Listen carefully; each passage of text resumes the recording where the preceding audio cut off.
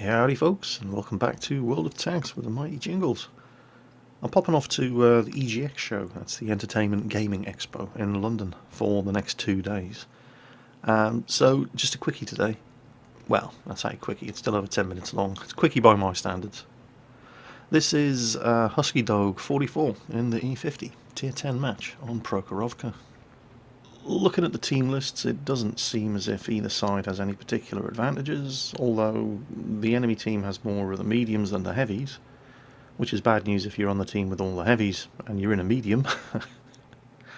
They do have 2 Tier 10 mediums though, a Leopard and a Patton, and they're both rushing up to work the ridgeline in the middle of the map. In the E50, however, Husky, very, very accurate gun, and he's already scored first blood. Scored a hit there.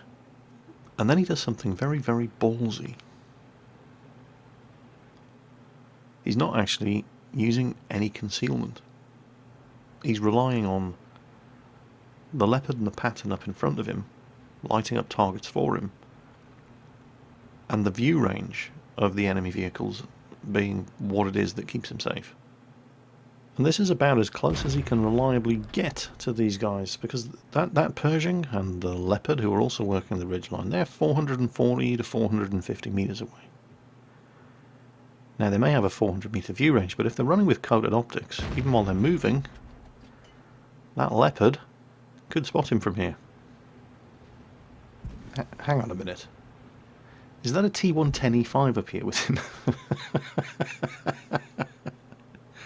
There's only 3 Tier 10 tanks on each side in this match, and he is the only Tier 10 heavy tank in the entire match, and I can probably think of better places for him to put that tank in encounter mode on Prokhorovka than in the bottom southwest corner, hiding behind the E50. Ah, World of Tanks, you so silly. But, yeah. And there we go. Bat chat spotted. Now that was the other thing that I was going to say. Even if the guys in the middle of the ridgeline, in the centre of the field, didn't have the view range, even with coloured optics to spot you, there's always going to be somebody in those bushes. Right where that bat chat was spotted. And when you pop over this ridgeline, he's going to spot you, even if these guys don't. But he's still not exactly in a bad position. Providing artillery doesn't start paying attention to him, and there's plenty of other targets for artillery to shoot at, he's actually not in a terrible spot here. All he's showing them is his turret and a heavily angled upper glacis. And technically, he has the gun for this kind of work. The gun on the E50 is not a typical medium tank gun. It's decent alpha, slow reload, very, very good accuracy, decent penetration. It's the kind of gun that you expect to see on a tank destroyer. So it's not completely unusual to see people using the E50, at least at first, as a long-range fire support tank. It's something that it's actually pretty good at, just apparently not today.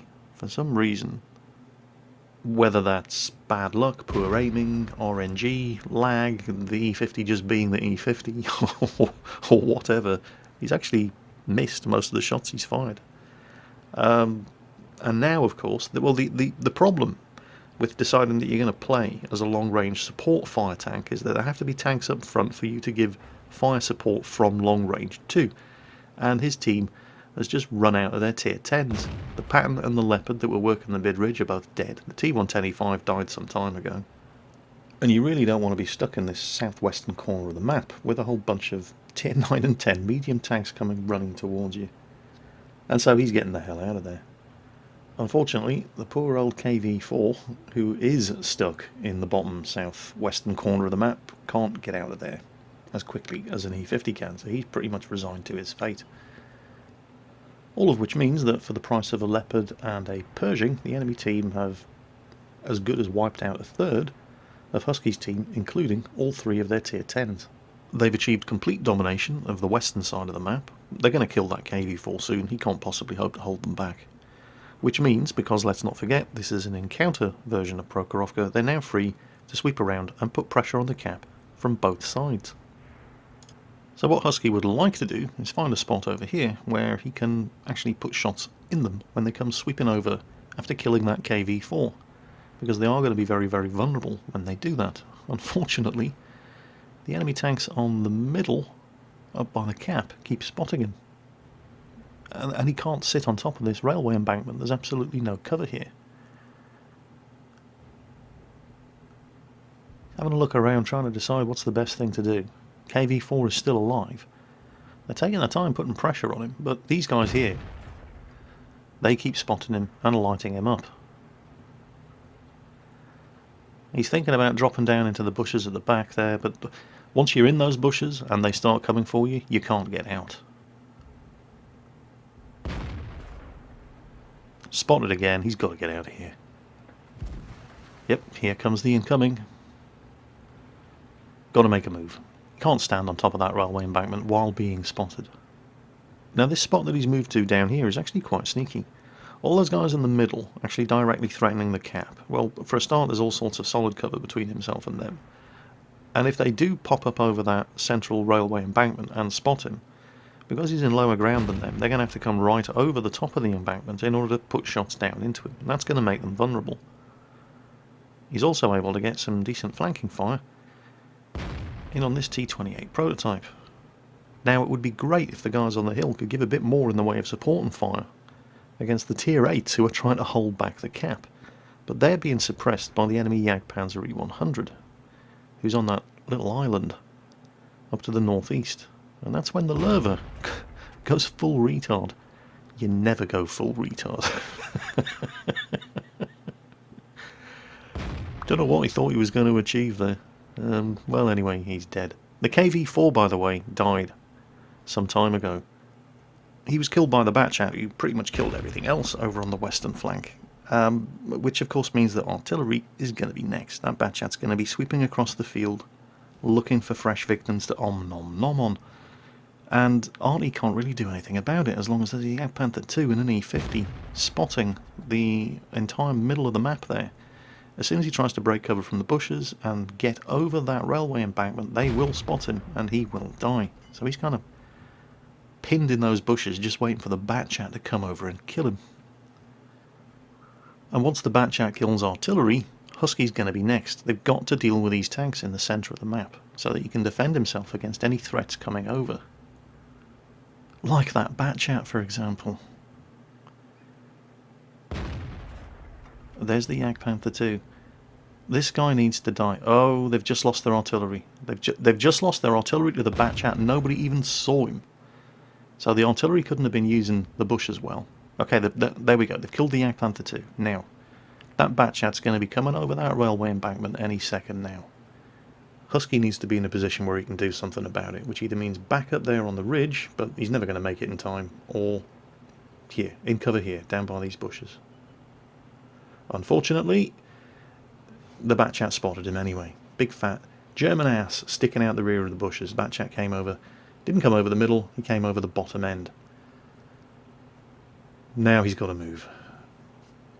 The enemy still have artillery, and as far as Husky is aware, he's the only tank on his team that has been spotted. And if the enemy artillery has any sense, and he's not a terrible player, he's going to be supporting the Batchat. Husky's in a horrible, horrible position here. It is possible, of course, that the Batchat also spotted that T-95 up in the cap, as he keeps popping over the ridge. And oh, there's the Jagdtiger as well. So artillery, if they've got a choice between shooting a moving E50 or a T-95, they're going to be shooting the T-95. And this is where things start to take a turn for the surreal. The Batchat is not using a fire extinguisher. And he does kill the T-95. Husky's unable to blow his tracks off and pin him in position. Slow reload on the E50's gun, but then the Jagdtiger hits him. Oh no, but hang on. How much damage? The Jagdtiger's firing high explosive. Seriously. The Batchat pops over again, and this is where things start getting really, really funny. The Batchat is a premium ammunition spammer. And he's bounced or hit his tracks with every shot he's fired. He's done no damage. He's hit him 3 times. No damage. Well, the Batchat looks like he's reloading now. Our high explosive firing Jagdtiger decides, screw this, ramming speed. Husky tries to back up. does more damage to the Yak Tiger. The Yak Tiger hits him with more HE, and he manages to, well, there was nothing really difficult about that. There's the Batchat again. He's not going to be sitting on the ridge unless he's ready to fire, but terrible, terrible, terrible gun depression. Bounces more gold ammo off the front of the E50. He hasn't done any damage to him yet. Husky hits him again. Batchat bounces more gold ammunition off the front of the E50, and Husky kills him. Batchat driver got to be raging. I mean, for God's sake, how much money do I have to spend in order to be able to buy a win in this bloody game? I think that's hilarious. Fantastic stuff. Well, ironic and highly amusing though that was, it's not over yet, because he's now alone against 2 enemy tanks. One of them is a mighty Jägeru, the Jagdpanzer E100. The M103 on the team decided that the best way he could contribute to the success of this match was not to support Husky against the Batchat and the Yak Tiger, but instead to leave the safety of the top of the hill and drive across the middle of an open field in order to take on a Jagdpanzer E100 from the front.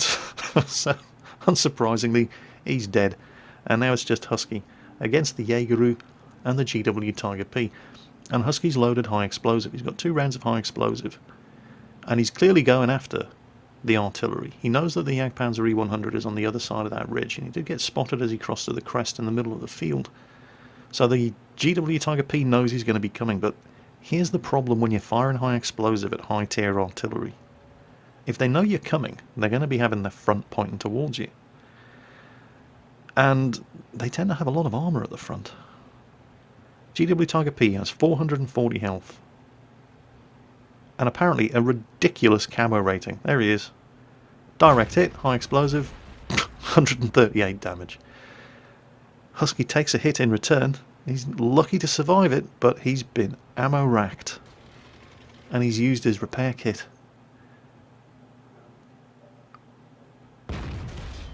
This is not good. Not going up against a Jagdpanzer E100. So, the Jägeru just has to hit him once to kill him.